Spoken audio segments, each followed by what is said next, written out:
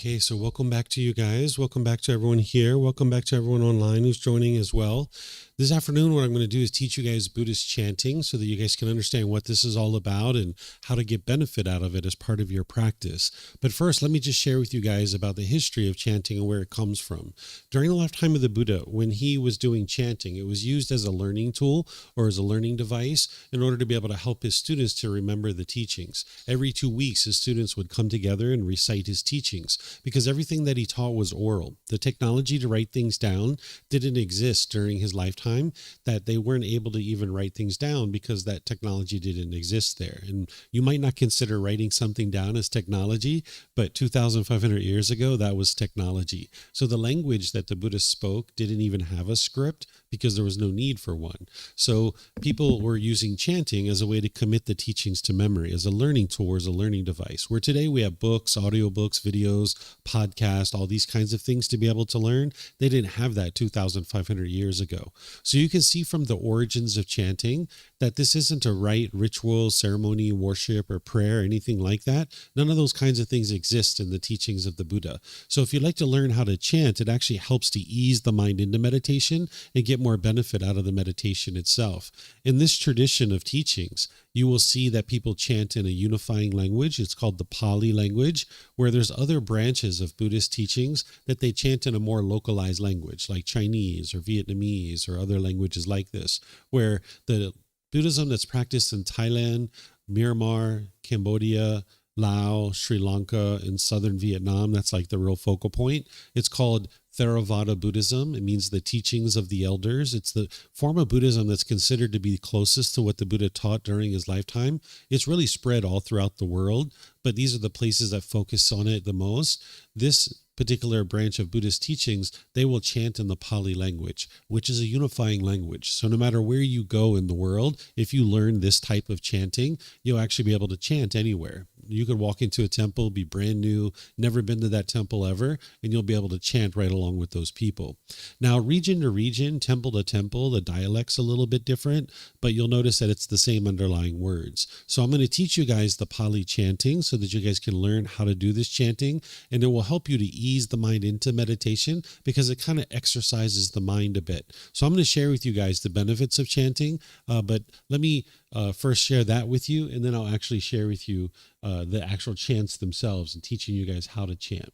So the benefits of chanting is that it kind of exercises your mind prior to meditation. If you look at the words of the Buddha, when he talks about meditation, because we have the words of the Buddha about how he taught meditation, we can see exactly what he did when he was teaching meditation. He will typically say, set up mindfulness in front of you before you start meditating.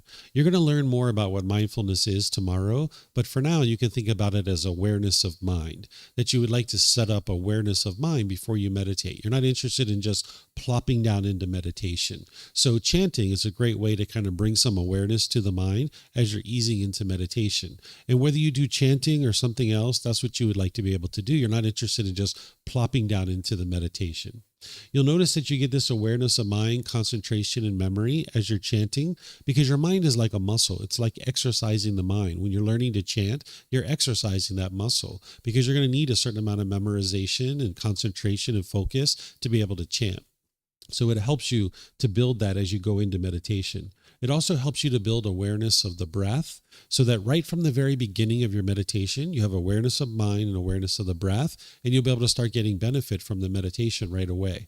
Whereas if you just plop down into meditation, it might be 5, 10, 15 minutes before you start reaping the rewards of meditation. So by doing a little bit of chanting, it'll actually help you because that's how we use chanting today. We don't need it as a learning tool or as a learning device anymore. We use it to kind of prepare the mind for meditation. You'll notice that it slows, relaxes, and eases the mind into meditation. And you might even notice it can be useful as an audible indication that your practice is improving. When I first started this path, my mind was so congested, it was like hitting a brick wall. And I could only meditate for like maybe a minute or two at most because my mind was just so congested. And it was really challenging for me to be able to see that I was making progress. So The chanting was a really nice thing for that, because I could see week by week, month by month, that my chanting was improving, and it kind of gave me some motivation and some encouragement to continue on the path. So you might notice that it helps you with that too.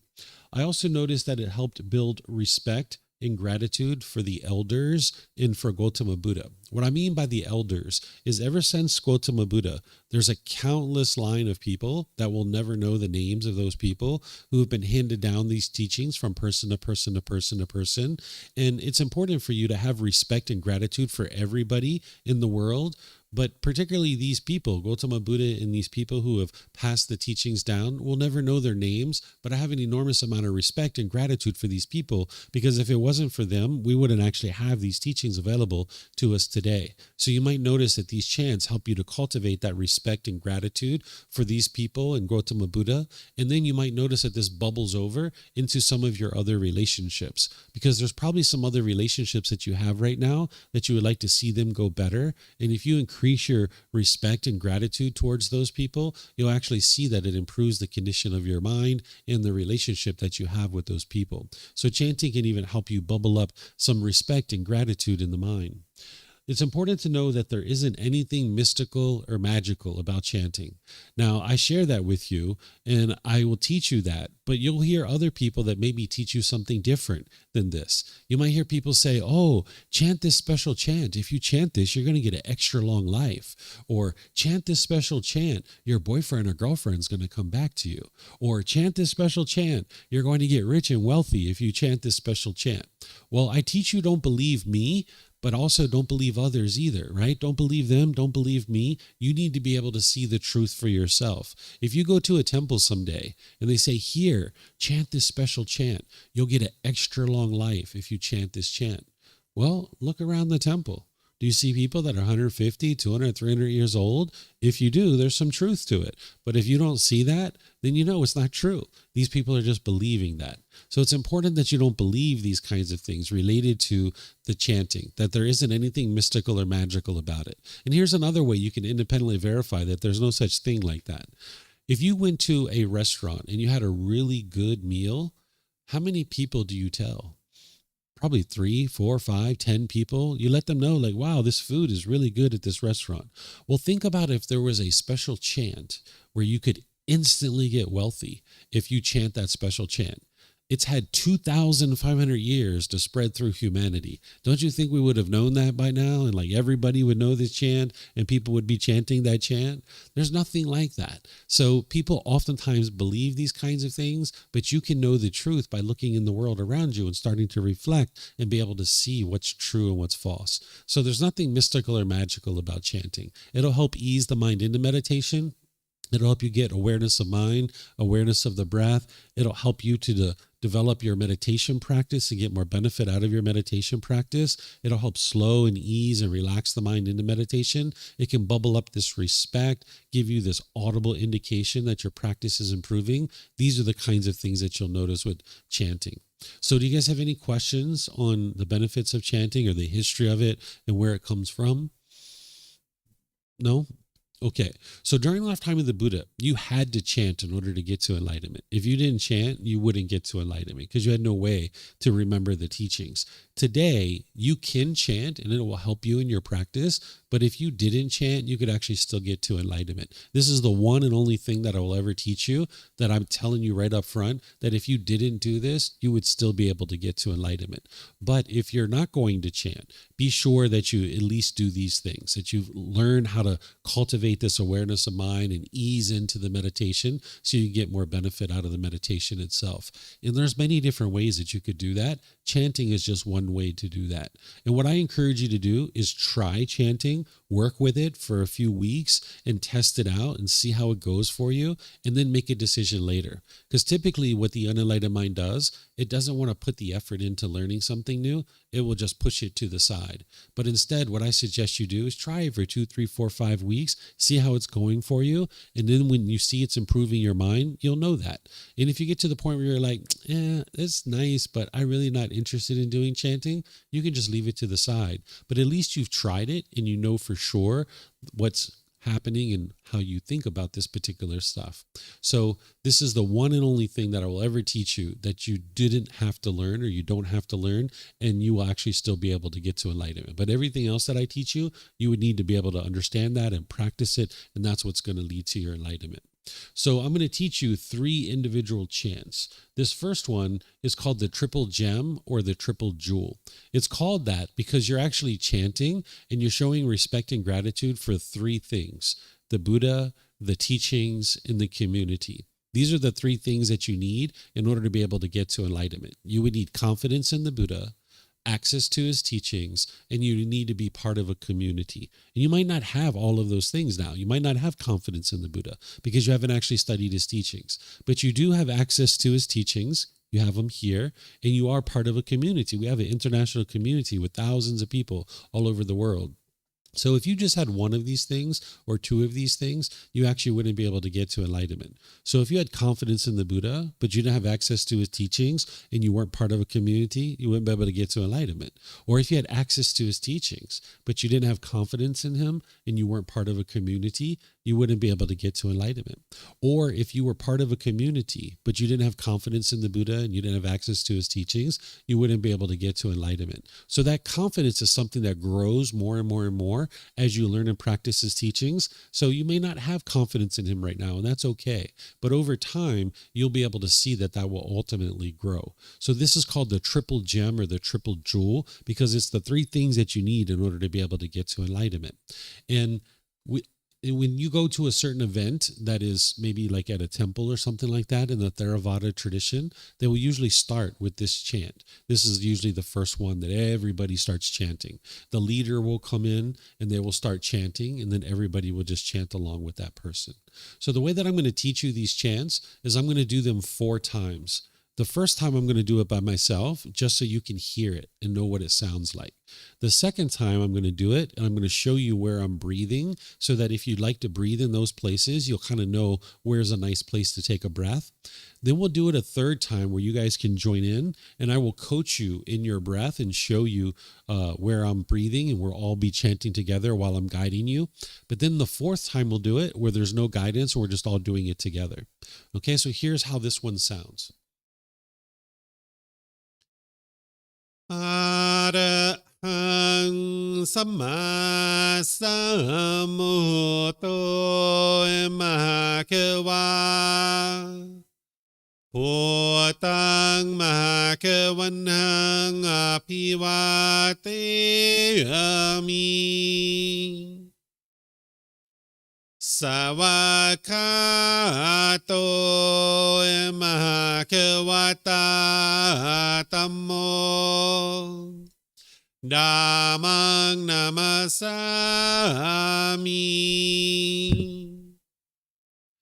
Supatipano Mahakavato Savaka Sangho Sanghang Namami.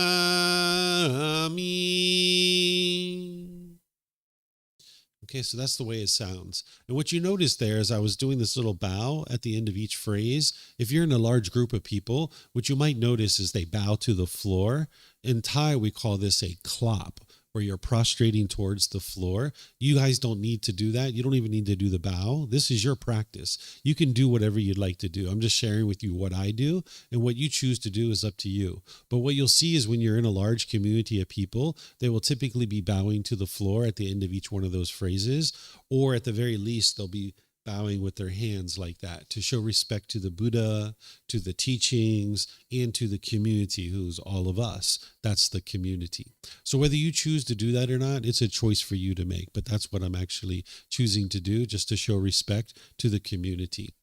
So now I'm going to do it a 2nd time. And when I do it this time, I'm going to show you where I'm breathing so you can understand. Whether you breathe at this point or not is up to you, but at least you'll know where there's a natural pause where you can actually breathe. So what I do is I take a nice deep breath at the beginning, and then I chant. Arahang Samma Sambuddho Mahakeva. There's a breath here. Bhutang Mahakavanang Apivateyami. As I'm bowing, I'm actually taking a nice deep breath. Sawakato Mahakavata Tammo. There's a breath here. Dhammang namasami. Again, as I'm bowing, I'm taking a nice deep breath. Supatipano Mahakavato. Breath. Sawakasangko. Breath. Sanghang namami. And then as I bow, I'm going to take a nice deep breath to lead into the next chant. Okay? So this is the second time through. But now we'll do it a third time where you guys can join in and I will guide you in the breath so you can know where to take a breath if you'd like. Some people can take a breath and go all the way through. If that's what you like to do, up to you. But if you'd like to take a breath, this is like a nice pause where you can take a breath. Okay, so I see most of you guys have the chanting sheets. If you'd like to follow those or if you'd like to follow this, it's up to you, however you guys would like to do it. Okay, so here at the beginning, you might decide to take a nice deep breath. Arahang Samma Sambuddho Mahakava. Breath. Bhutang Mahakavanang Apivateyami. Breath. Sawakato Mahakavata Tammo. Breath. Dhammang namasami. Nice deep breath. Supatipano Mahakavato. Breath. Sawakasangko. Breath. Sanghang namami. Okay, so that's the first one, this third time through. But now we're going to do it a fourth time where I'm not going to guide you or anything. We'll just go right on through it. And you guys will hear that pause where you can take a breath if you like. Okay, so here we go. Arahang Samma Sambuddho Mahakava. Bhutang Mahakavanang Apivateyami. Sawakato Mahakavata Tammo. Dhammang namasami. Supatipano Mahakavato. Sawakasangko. Sanghang namami. Okay, I'm starting to hear you guys a little bit. Good job. Yay. All right. You can pretend like you're on The Voice or American Idol or something like that when you're doing that last one, okay? All right, any questions on this chant? No questions? Okay. So now we'll go to this next one. I call this the Namo Tassa. This is one that I think is a lot easier. If you are around Thai children, when they starting to talk a little bit, they will tend to teach them this chant. You can see like little 2-year-olds, 3-year-olds that know how to chant this because they'll start teaching it to them when they're very young. So if you're having challenges to learn all 3 chants, you might decide to learn this one first, then the first one, and then the third one. Because I think the third one's a little bit more challenging, but some people tell me that the third one's easier for them. So everybody has a different experience with these things. So this is, I refer to it as the Namo Tassa, but there's probably a different name for it. So again, we'll do it 4 times. Here's how it sounds. Namo Tassa Bhagavato Arahato สัมมาสัมพุทธัสสะนะโมตัสสะภะคะวะโตอะระหะโตสัมมาสัมพุทธัสสะนะโมตัสสะภะคะวะโตอะระหะโตสัมมาสัมพุทธัสสะ Okay, it's just the same phrase 3 times. Really straightforward, really easy. So I take a nice deep breath coming in off of that last chant, and then I chant this one. Namo Tassa Bhagavato. There's a breath here. Arahato Samma Sambuddhassa. Breath. Namo Tassa Bhagavato. Breath. Arahato Samma Sambuddhassa. Breath. Namo Tassa Bhagavato. Breath. Arahato Samma Sambuddhassa. Okay, so that's the second time through. But now the third time, you guys are welcome to join if you like, and I'll guide you in where to breathe. Oh, you have a question? Can you use the mic? You got one right there. That way the people online will be able to hear. So the first one, it sounds like you say Namo Rasa. Namo Tassa. Okay. Yeah, when I started using the microphone, I noticed that I changed my chanting just a little bit, because if I go ta, ta, it does that popping sound. So I started softening some of the sounds. So sometimes people ask me that with like this one, where they hear Arahang Samma Sambuddho. That's the way it's supposed to be. Samma Sambuddho. But I started to soften it, where I say Arahang Samma Sambuddho. I'll kind of soften it out a little bit just because of the microphone. But if you were here before I had the microphone, I used to do it just like this. Yeah. Okay, thank you. Yeah. Yeah.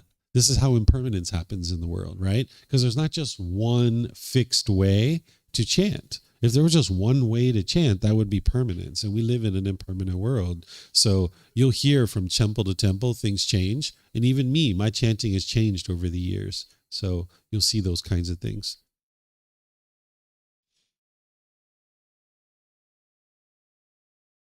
I asked, but just a quick one. Samputo, isn't that Buddho? Yeah. So, well, in Sri Lanka, they say it Buddho.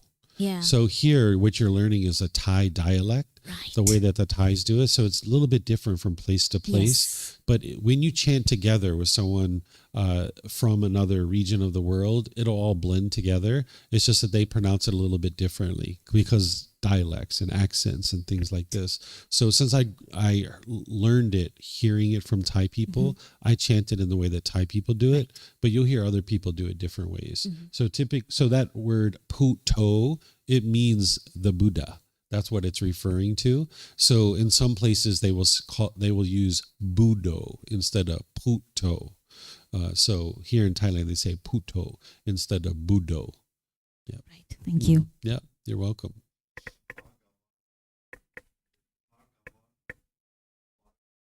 Yeah, they pronounce it different. Yeah, in different places they will pronounce it in different ways. Yeah. Okay, so you guys are learning a Thai dialect, right?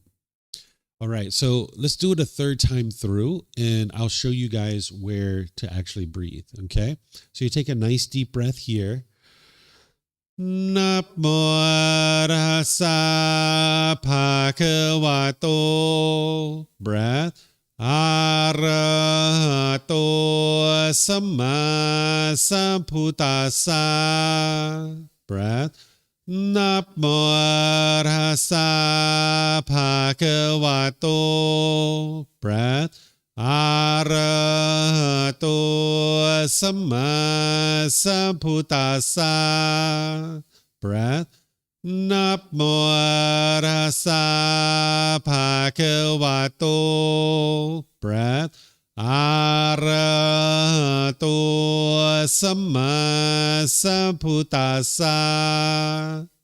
Okay, I'm starting to hear you guys now. This is good. When I start hearing you over the microphone, then I know you're really chanting. So this is good. Okay? All right, so let's do it a fourth time where there's no guidance. Okay? Here we go. Namo Tassa Bhagavato Arahato Samma Sambuddhassa.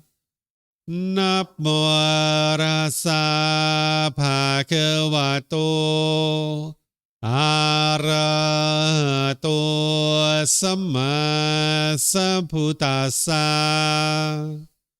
Namo Tassa Bhagavato Arahato Samma Sambuddhassa. Okay, good job. I don't know if all you guys are chanting, but I'm hearing someone chant. I got my eyes closed. I got my eyes closed, so I'm not sure who's chanting, but it sounds great. You guys all chanting? A little bit, a little bit. It sounded really good. Yeah, sounded really good. Okay, any questions on this one? No questions?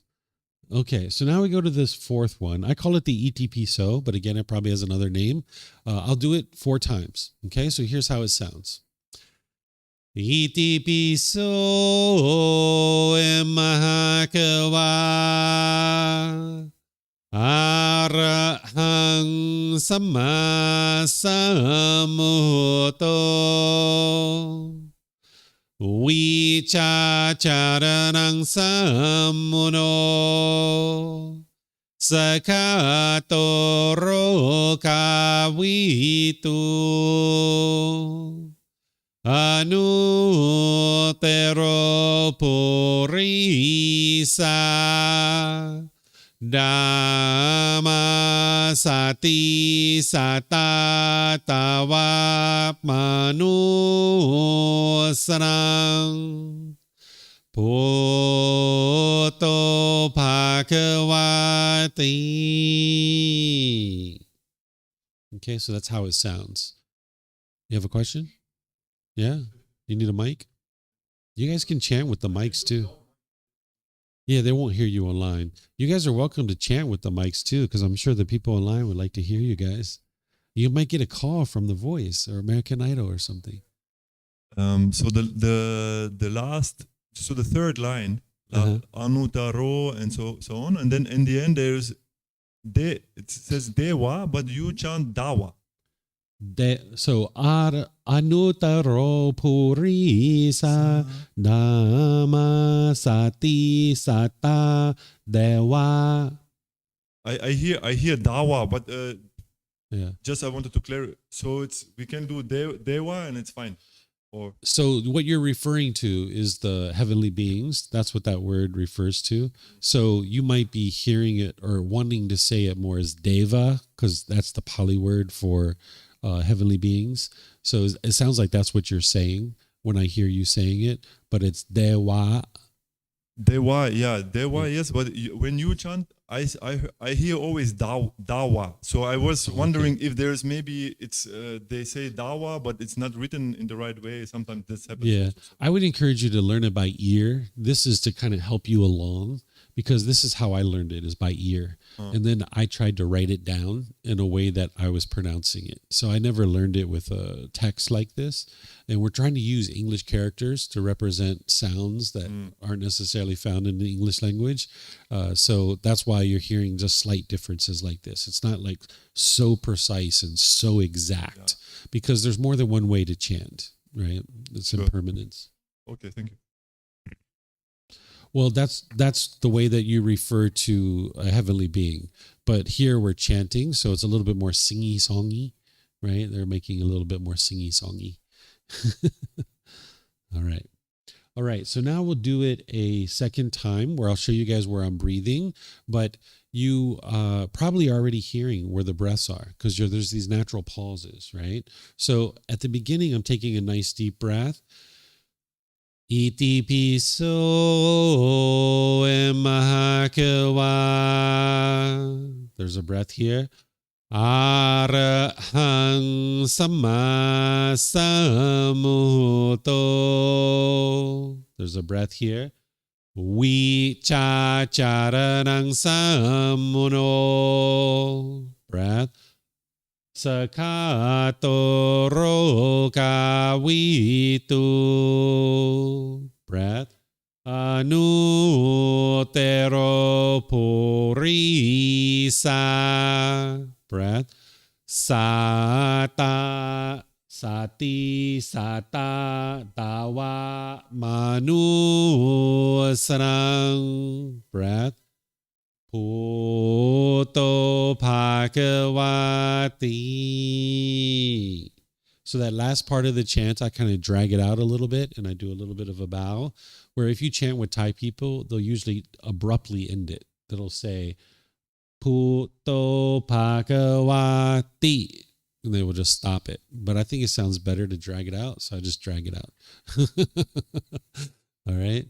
All right. So let's do it a third time where I will show you guys where we're breathing as we're actually chanting. Okay. So you take a nice deep breath here at the beginning. Iti piso emahakewa. Breath. Arahang Samma Sambuddho. Breath. Vichacharanang Sammuno. Breath. Sakato Rokavitu.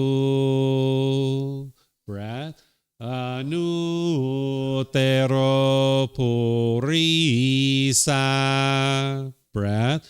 Dhamma Sati Sata Dewa Manusarang. Breath. Puto Bhagavati. Okay, so that's a third time. So now is the fourth time. No guidance, no nothing. Okay, you guys ready? Need a little drink of water? Anybody need a drink of water? I've been chanting a lot.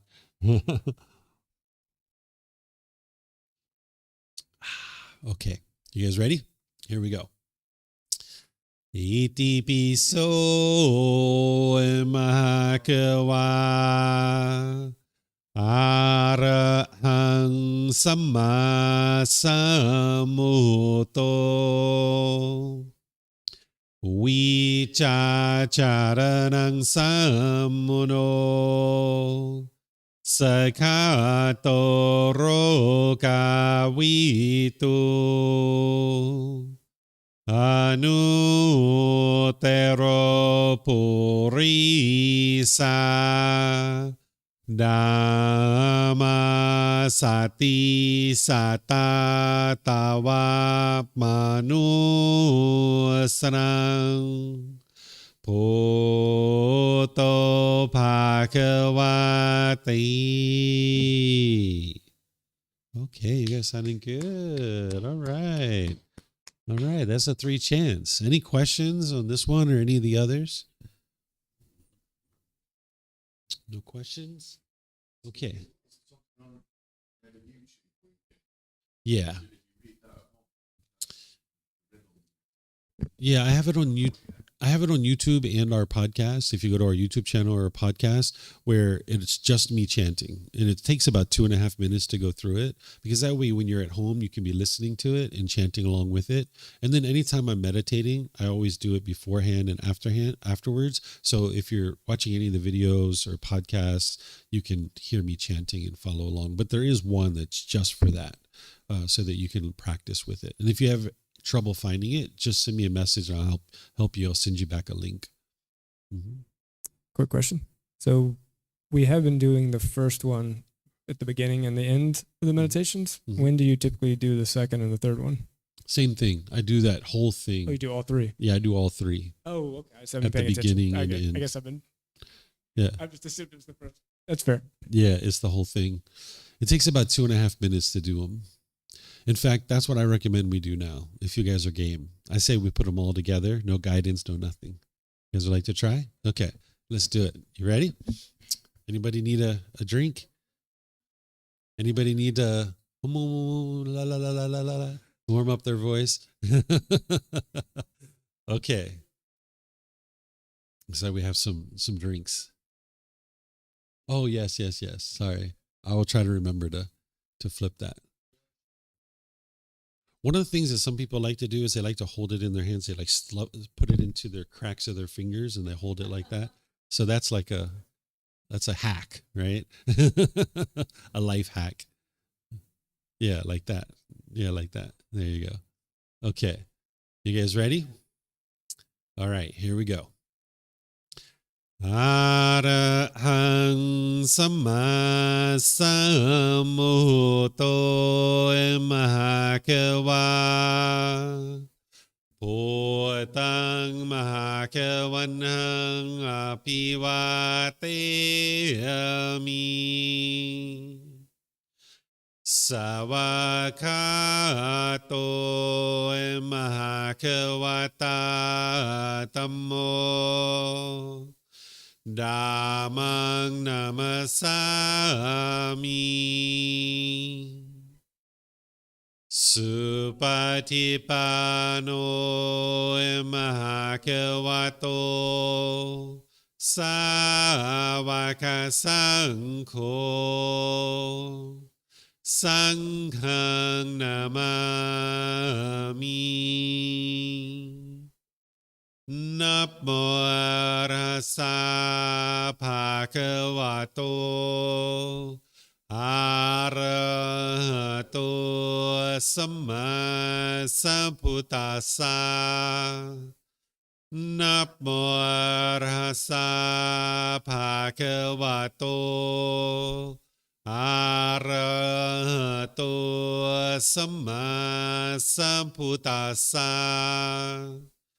Namo Arhasa Bhagavato Arahato Samma Sambuddhassa Iti piso mahakava Arahang Samma Sambuddho Vichacharanang sammuno Sakato rokavitu Anutero purisa Dhamma sati satatawa manusrang Poto Bhagavati. Hey, good job. I heard that. Excellent. You guys have now passed level 2. You've passed level 2. Would you like to go to level 3? You like to go to level 3? Okay. All right. You guys are video gamers, huh? All right. So level 3 is that we do the chants and then we go into meditation and actually meditate. You guys would like to do that? That's level 3. Okay. So anybody need a bathroom break before we do? Okay. Yeah, go for it. Let's take a little, 3-minute, 5-minute bio break. Level 4 would do it in your sleep, which I've been known to do. Yeah. Yeah. Yeah. I wake myself up at night teaching. Yeah. And it's interesting because when I wake myself up, I actually still teach because I feel like I need to get to the end of the teaching and I'm not interested in leaving it short. So I'll be teaching and I'll wake up and I just like keep teaching because I like to get to the end of that thought. So maybe somebody's learning it. Maybe there's some heavenly beings somewhere that are learning, or some animals. Yeah. Yeah. All right. So for those of you guys online, we're just going to take a little bio break and then we're going to come back.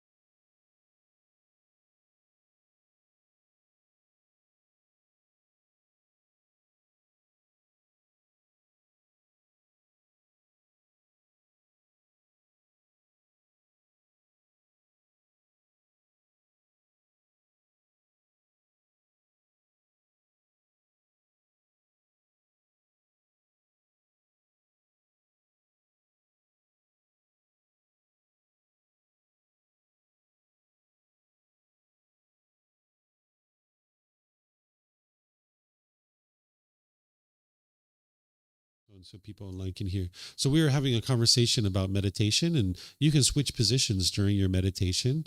You don't have to just strike a pose and stick with it all the way through. You can actually switch and change. That's normal. So like if you were sitting in meditation and your back started hurting, you could just do a lying meditation, switch to a lying meditation, right? So in fact, today I might actually do some lying meditation because I've been teaching a lot over the weekend, and sometimes I lay down here and actually meditate. Yep. All right. So we're going to chant through. Then I'm going to give you guys the guidance for the meditation. Then there's that period of time of quietness. And then when we come out of the meditation, you can do some more chanting. Okay. All right. So here we go. Arahang Samma Sambuddho Mahakawa Otang Mahakavanang Apivateyami Savakato Mahakavata Tammo Dhammang Namasami Supatipano Mahakavato Savaka Sankho Sanghang Namami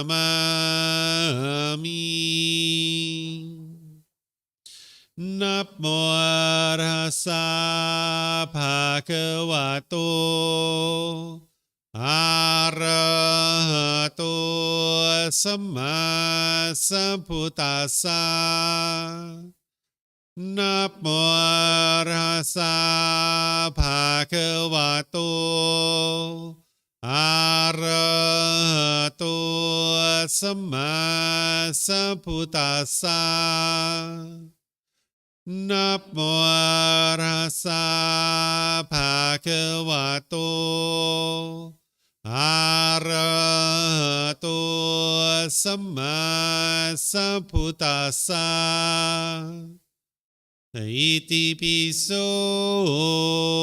มะหะคะวะอะระหังสัมมาสัมพุทโธวิชาจารนังสัมมุโนสกขาโตโรกาวิตุ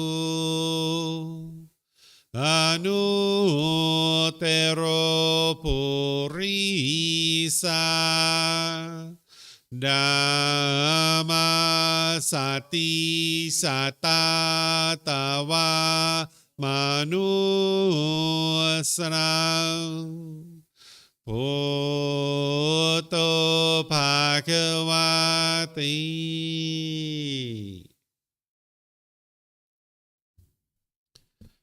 Okay, with the lower body and hands and arms comfortable, and the upper body erect, just close the eyes and start breathing in through the nose and out through the nose. Here you're just looking to establish the breath, a nice, natural, steady, consistent breath. Not forced or controlled, just a gradual inhale through the nose, experiencing the full breath. And then whenever you're ready, exhale out through the nose. Breathing in and out. Breathing in and out.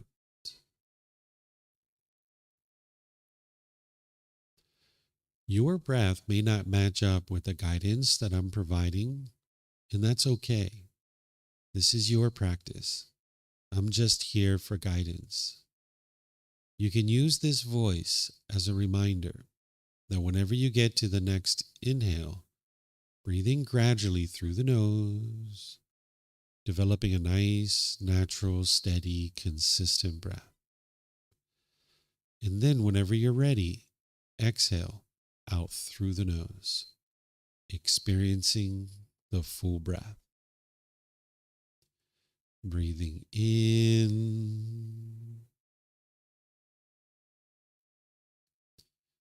and out. Breathing in and out.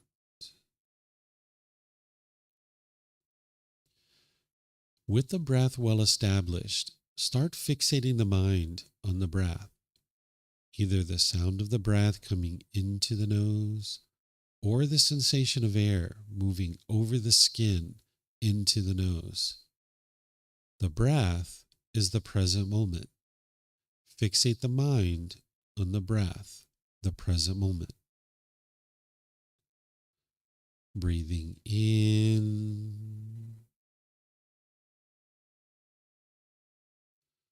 and out.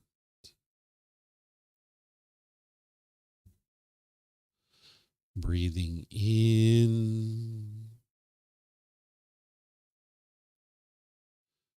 and out.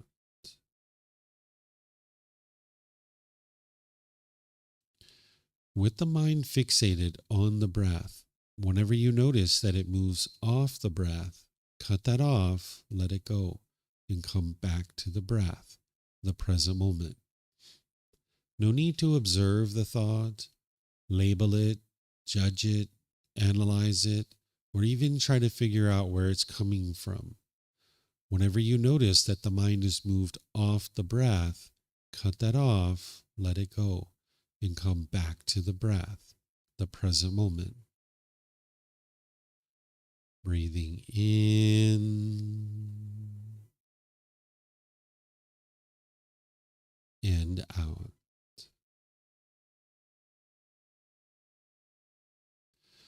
Breathing in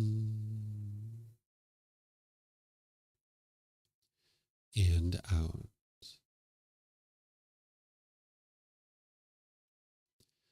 I'm going to be quiet now and let you do this work of focusing on the breath, cutting off and letting go anytime the mind moves off the breath. You have nowhere to go. There's nothing to do. No one needs you right now. This is your time to focus on the breath. Breathing in and out.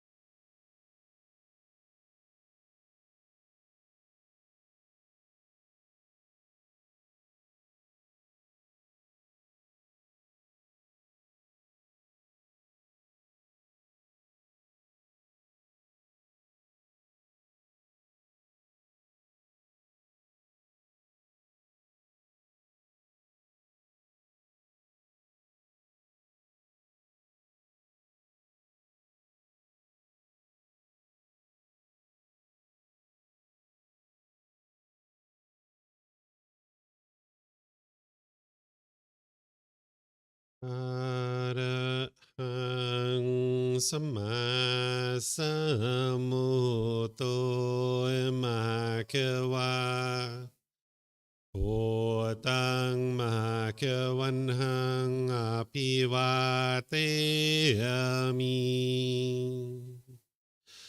สวากขาโตมหาเขวตาธัมโม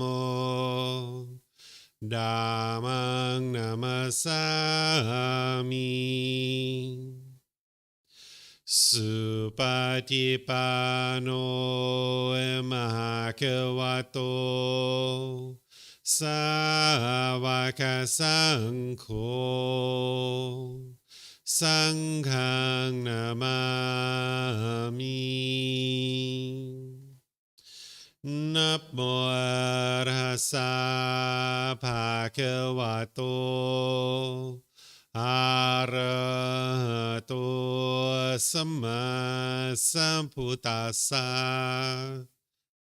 นะโมตัสสะภะคะวะโตอะระหะโตสัมมาสัมพุทธัสสะนะโมตัสสะภะคะวะโตอะระหะโตสัมมาสัมพุทธัสสะอิติปิโสมหาเขวาอะระหังสัมมาสัมพุทโธวิชาจารณังสัมมุโนสกาโตโรกาวิตุ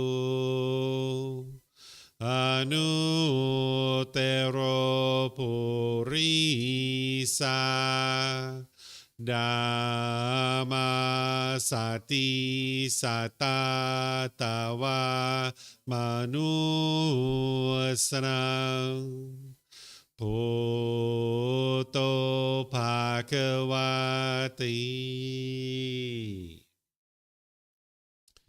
Okay, if you guys would like to slowly ease your way out of meditation. So this is Buddhist chanting with meditation. Any questions here? Anything you'd like to ask? No questions? Yep. Oh yeah, you need a mic, right? I put these over here because those are actually better, and you guys are a small group, so you'll actually do better with those mics.